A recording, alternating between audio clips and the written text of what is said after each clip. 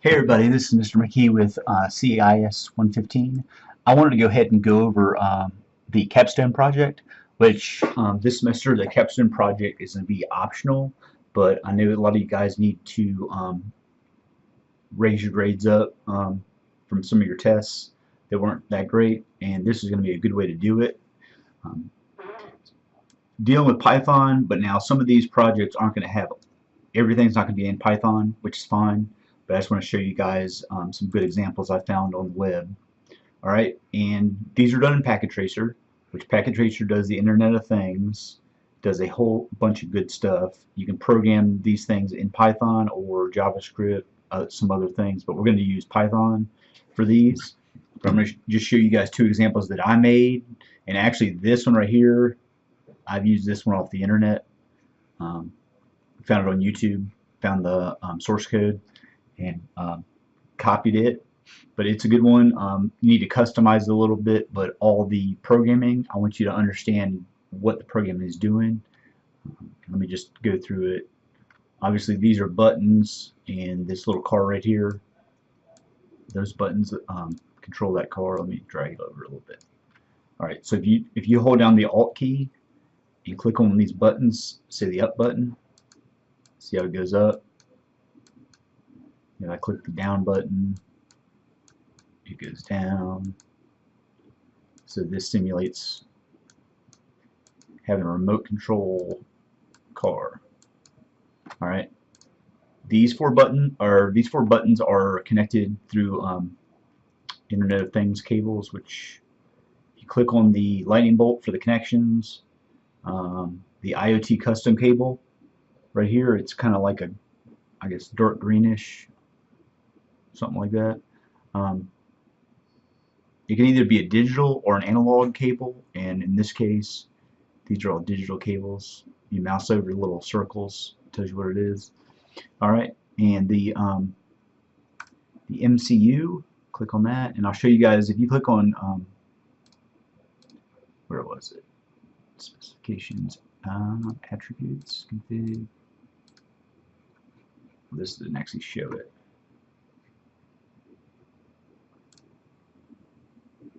This shows what it is, which basically it's not a Raspberry Pi, but it's just a control unit.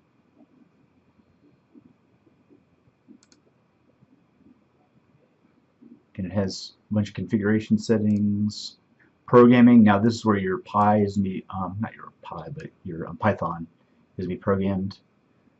So you're calling up these libraries. You're setting up a function right here, defining the main function. Do while, you guys have seen those in the last couple of chapters. If then else statements. Alright, a bunch of those. Alright, that looks exactly like what you guys have been doing. Alright, and that's actually sending signals to, like 0 is left, so 0 is over here, right's 1 over here, and so on. Alright, you click those buttons, it sends a signal from that MCU over to the SBC, which right here. Alright, it's getting the directions from the MCU. Alright, it's actually connected from the MCU to the single board computers like a Raspberry Pi or a Arduino or things like that. But it's the purple cable. If you mouse over this is a USB cable. So you got a USB cable hooked from this MCU up to this single board controller. I'm just going to call it a Raspberry Pi. Alright. It's got some functions in here. You guys can look through all this stuff. Alright. And what it's actually controlling, you can either control using these buttons, control this car, or you can click on this registration server and you can either connect to it directly, or I could also put a like smartphone, things like that, in Packet Tracer, have it function like that. So I just know the IP address is 1.1.1.1. All right, registration server. I know the password Cisco and Cisco. All right, small single board computer. All right. Can't access the single board computer controls. It just shows you that that's the directions programmed in there. But now the car itself, I can talk from this registration server to the car, and I can also operate it from here. So this is like being on the web. So I don't have to hold down Alt or anything, just click on these buttons and this adjusts it. All right. Stop really didn't do anything because the way it's programmed, it automatically goes to a stop state if nothing else has been, been clicked on. All right. Single board computer, MCU. That's the car. All right. So you got Python in this MCU right here. All right. You got some Python in here, right there. The logic's already in the registration server through Packet Tracer, but now the car itself, click on that. Let's see. Programming's right here. All right. And not only is it actually moving the car, it's actually telling you, it's giving you a printout of what's going on. Going down, when I click down, then it automatically goes back to stop. All right. On input received, print going up, going down, going left, going right, and then stop. So it's just showing you that it's actually functioning correctly. All right. So set up registration server. That's telling you about the registration server. Some of this stuff, I'm new to using the Internet of Things through Packet Tracer. It seems like a really cool thing to have, though, since the IoT is getting really big. I'm gonna have to use it more. But for now, though, instead of you guys just making up a program to some Python code to program, I think it would be cool to do this. All right, this is actually Python, and then I actually made my own kind of like automation setup, and this is also through Packet Tracer. Now, a lot of these controls, though, I didn't really program anything in here. I changed some of the logic, but if you look, home gateway, that's like my router, my home router. All right, I have a lawn sprinkler thing hooked up to it, water level monitor, a thermostat, which is controlling an AC unit, and a furnace. All right, and then just a temperature output. All right, and to use this, click on the smartphone. I can actually click on the smartphone or click on the home gateway and get in there. But actually, I take that back. On this home gateway, let's see. Yeah, in this case, I can't get in the home gateway. What I'm going to do is remote into it with my smartphone through a web browser, and I know my IP address for this is 192.168.25.1. There's my home gateway login, which my home gateway is right here. And I believe it's admin. All right, here's all my things that have been registered with this home gateway. All right, and I'll show you guys these. Let me just open them up. All right, the only really configuration you need to do when you set up your home gateway, the username and password to log into it, you have to know that. And then also, like right here, let's see, you have to click on home gateway under the IoT server. In this case, the home gateway is the IoT server. There's no real programming. That's just the default program running. What else? DHCP has to be set up, unless you're going to statically assign all the IP addresses. That home gateway is sending out IP addresses. That's it's the gateway, even though it's not going out to the internet. I think the only other thing, you had to enable a wireless. Just look for 1W as wireless. Packet Tracer, Internet of Things. I don't know what NM is, but You got actually wire. You've got wired, um, Ethernet connections, wireless, and then the 3G and 4G cellular connections. All right, but I set that up. I would go. There's some really. I'll give you guys a link to a Cisco packet tracer. It has a bunch of Internet of Things projects on there, and you guys can just. I don't expect you guys to do this from scratch. Just look at what other people have done and kind of like tweak it to fit your needs. But make this for something that you actually want to show. Hey, I did this. Made this system, and maybe you want to add to it going forward. But that's a good example. But now when you turn in your final project though, this wouldn't be enough because I did this really, really fast. And basically all it's doing is, like if I click on this, actually let me go in here. Alright, so my thermostat has an AC unit and a furnace hooked up to it. And my thermostat down here, alright, I can either turn it off, which see now it's off, it's kind of grayed out. I can click on cooling when the AC unit is highlighted, heating, the furnace is highlighted now, or auto. Both of them are on, depending on what it needs, what needs to be happen, either cool or heat, depending on the temperature setting. All right, auto cool temperature, auto heat temperature, you set that, but that's really it. All right. Okay, so we got temperature readout, temperature thermostat, some things hooked up to that. Whoops. Where'd it go? All right. This. Now, one cool thing, and I've wanted to do this with my, not really my lawn, but my garden. You have a lawn sprinkler, which could be any kind of like pump, IoT activated pump for watering things, and then a water level monitor. And basically what it's doing is it's saying, okay, when the water level gets down to a certain amount, which in this case it's 5, it turns the sprinkler on. All right, and then it sprinkles the water, and then when it falls back down to a 5, it starts sprinkling again. All right, pretty easy logic there, but it's good to see how it actually works. So under conditions, you have to actually set these conditions in here.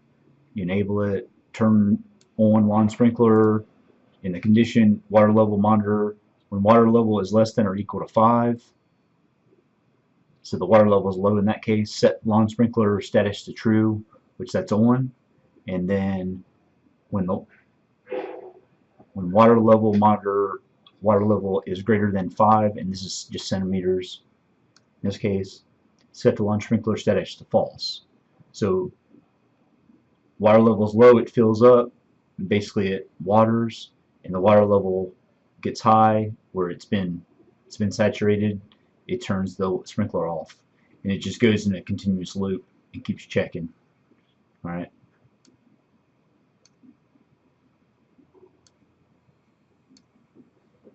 So a lot of these things in Packet Tracer, either you have just the raw sensors, or you have the monitors. They're all in one that have actually like a network or a wireless cable hooked to it. You can use either one, but now if you look down here under components, which it shows that little single board computer, you have the MCU board and the SBC board, and then you have actuators, which looks like an LED. You got all these things on here. Alright, if you click on sensors, you have all these sensors. There's the push button I showed you guys on the other lab. Rocker switch, on off switch, temperature sensor. These are all the raw sensors. Alright, but if you go to in devices and click on the home automation, these are actually already been, they already have a little bit of logic to them.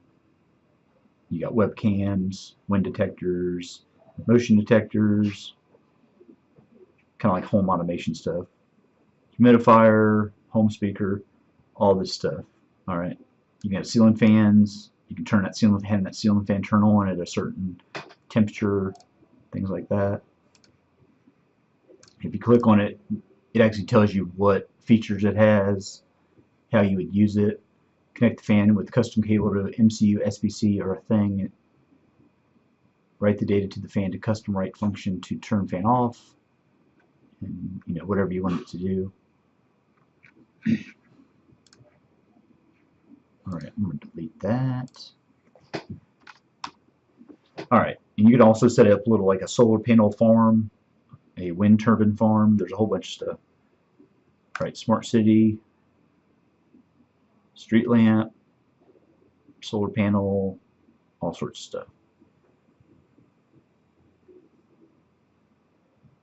You have a little battery the battery can charge from your solar panel.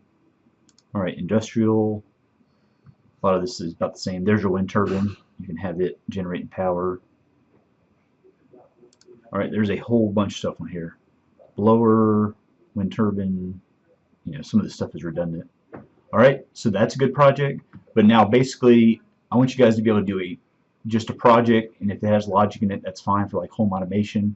But then you need to actually have a project that has Python coding in it. All right, so let me go back. All right, similar to this, where you could have home automation, but it has where you program the single board computer, things like that. But that would be a good project. But now you need to customize it. You can make this icon different. I think it's thing editor. You can go in here and say, hey, I want to use a bike, or this has little smoke smoke images. All right, change that up, customize it. You can go in here and customize, like, I don't know if I'd have a car with a network cable hooked to it, but you can go through here and actually change out the network adapters and things like that. All right. Make these like if you want the buttons to be, you may be able to change the image of the buttons. Thing editor. Yeah, so you can make these buttons different if you wanted to. That's a not pushed, and that's actually pressed. You can update that. Just customize and make it look good. I would also, now the person that did this didn't mark it. They had some notes, some comments. But like say the registration server, I would have, especially if it's a static IP address, I would have the IP address information listed on have a little note on here, IP address, IP, whoops, 1.1.1.1, if it's a /24, that's fine, whatever. Have notes on there, just have it where people know exactly what's going on. Like have the IP address for this router, maybe because it's actually giving out IP addresses. It's right there.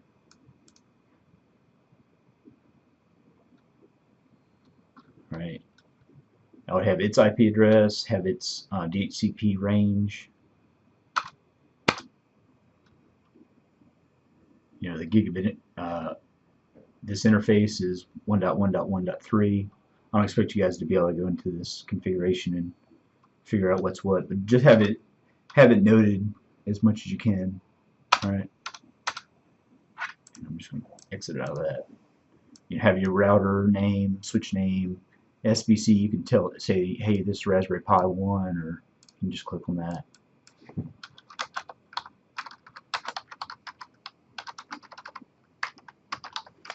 Maybe like that. All right, just customize it, make it look good.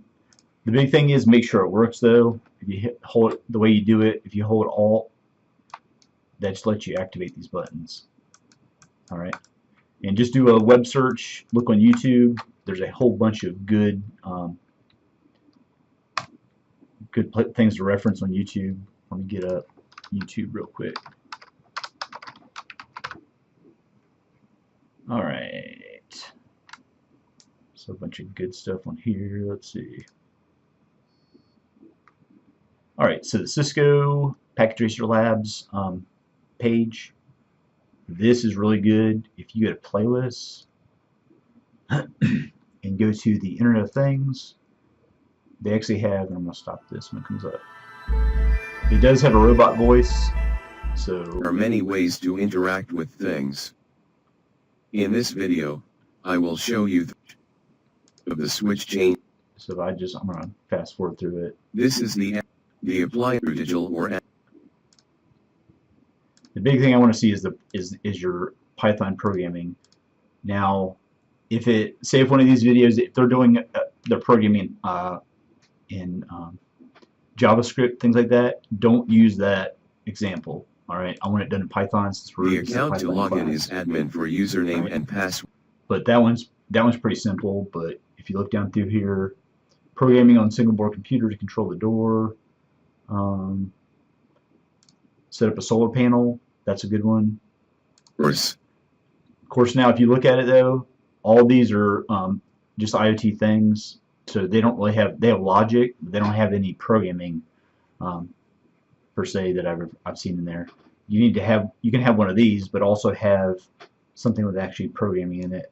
And if you look down through here, the ones with single board computers. In this video, I will show you how to control the position of the code. That one's really good. This is the one I used, but they don't have the code. Like if you watch the video, the entire code's not on here. All right, so that's the only issue. They show you some of it, but don't show you all of it. All right, controlling a door based on CO2 levels.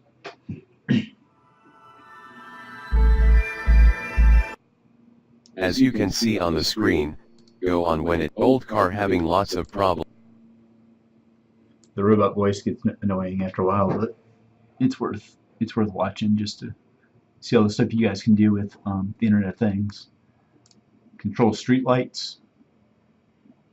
8 lamps. Each street lamp is also a light sensor. You'd have to look through here and see exactly what they're doing, but the big thing is make sure it's being programmed in Python. If you search for Python IoT projects, you can get on through here. And I haven't used the I've done some IoT projects, but I haven't done enough to actually see how much different it's going to be in Packet Tracer. But Packet Tracer sure does do a lot of good stuff, though. All right, there's one lab where I actually use the LCD display. That's pretty cool in Packet Tracer. All right, here's some more. Well, we're going to start with just an empty visual program. So see, he's doing it in another programming language. Don't use that. And we'll say just because this class doesn't do and say so we're going to keep reading from the sensor. So in this function. All right, so there are a whole bunch of different tools. All right, that you can look at. Let's see. This lab I will show you the operation. When I move the fire away from the fire monitor, the sprinkler stops. I just want to see what his when the fire CU with the state of 1, as you see in the data specification of the fire monitor. Wait, I just saw it. Let's let him do his thing for a minute. The MCU receives the signal and process it. You can see in the programming tab of the MCU. All right, see that's Python right there. There's libraries, function handle sensor data. All right, that'd be a good one. Things like that. But I just want to show that you guys understand, and you guys put comments in here to explain, what's going on, things like that. I'll go through it more, but I want you guys to start planning on what you want to do. But a lot of this automation stuff is getting bigger and bigger, so it's good to know that you can actually do this in Python and see how it's fairly easy. Also, a lot of people say that do a lot of programming. It's easy, but obviously it's not that easy. But it's easier than a lot of other programming languages to get started with. All right, I've been using it somewhat, and I can figure it out. Sometimes trial and error is the best way to figure it out without pulling your hair out. All right, so that's the end of the video. I showed you guys it's about 25 minutes, went a little bit long, but I want you guys to understand what you guys are going to need for the Capstone project. And again, it's going to be optional, but it's definitely worthwhile to do because it's worth a lot of points. Before you get started though, just let me know your intentions of whether you want to do it and what you think you want to do. All right, so I can give you a thumbs up or thumbs down whether I think it's a good idea or not. All right, thanks for watching.